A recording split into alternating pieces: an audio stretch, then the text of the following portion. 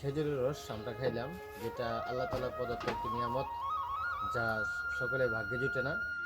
ভোরের অনেক আগেই গ্রাম জেগে ওঠে। আকাশ তখনও অন্ধকার। তারার আলো মিটে যেতে না যেতেই কুয়াশা ঢেকে ফেলে চারিদিক। শীতের সকালে এই নীরবতা গ্রাম বাংলার এক চিরচেনা রূপ।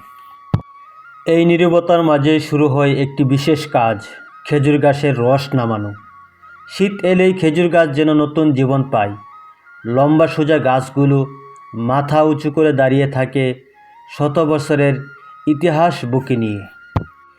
এই গাছ শুধু প্রকৃতির অংশ নয়, এটি গ্রাম বাংলার শীতের আনন্দের প্রতীক। ভোরের আলো ফোটার আগেই গাছিরা বাড়ি থেকে বের হয়ে পড়ে, হাতে দা, কাঁধে হাড়ি আর চোখে অদ্ভুত এক আত্মবিশ্বাস। এই কাজ সহজ নয়, বরং উঁচু গাছে উঠতে হয়। ঠান্ডায় হাত শক্ত হয়ে আসে, তবুও থেমে থাকে না এই পরিশ্রম। সারা রাত ধরে খেজুর গাছের বুক কেটে ধীরে ধীরে ঝরেছে রস। এক ফুটা দুই ফুটা করে হাড়ির ভেতরে জমেছে প্রকৃতির অমূল্য দান। ভোরের আলো ফুটতেই হাড়িগুলো নামানো হয় কুয়াশার ভেতর দিয়ে। যখন হাড়ি নামানো হয়, মনে হয় যেন সাদা আলো ঝলমল করছে। এই রসের স্বাদ শুধু মিষ্টি নয়, এতে আছে গ্রামের সকাল, মায়ের ডাক, চুলার আগুন আর মাঠের শিশির। এক সময় এই খেজুর গাছের রসই ছিল গ্রামের মানুষের শক্তির উৎস। শ্রমিক মাঠে যাওয়ার আগে, শিশু স্কুলে যাওয়ার আগে, বৃদ্ধরা ফজরের নামাজের পর এক গ্লাস রস সবার মুখে হাসি ফোটাতো। আজকের দিনে যখন কৃত্রিম খাবার আমাদের জীবনে ভরিয়ে ফেলেছে, তখন খেজুরের রস আমাদের ফিরিয়ে নিয়ে যায় শিকড়ে। এই রস নামানোর পিছনে আছে ঝুঁকি আর দায়িত্ব। একটি পা ভুলবশত যদি পিছলে যায়, তাহলে জীবন বদলে দিতে পারে। তবুও গাছিরা থেমে থাকে না, কারণ এই কাজের সঙ্গে জড়িয়ে আছে পরিবারের ভাত। খেজুরের রস গ্লাসে ঢালার সময় মৃদু শব্দ শোনা যায়। আসুন আমরা সবাই এই ঐতিহ্যটিকে টিকিয়ে রাখি। গ্রাম বাংলার এই প্রকৃতির নিয়ামত আগামীর প্রজন্মের জন্য সংরক্ষণ করি।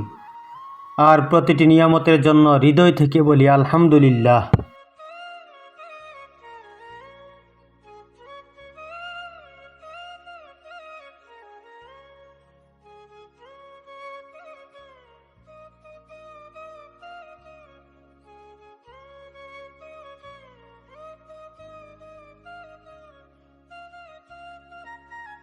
খেজুরের রস আমরা খাইলাম, যেটা আল্লাহ তাআলার প্রদত্ত একটি নিয়ামত, যা সকলে ভাগ্যে জুটে না। আমরা নীলফামারী এবং উত্তরবঙ্গে আমরা ওদিকে গিয়েছিলাম, দিনাজপুর, রংপুরের দিকে। তারপরে আমরা টাঙ্গাইল, সিরাজগঞ্জের দিকে গিয়েছিলাম বিভিন্ন সফরে।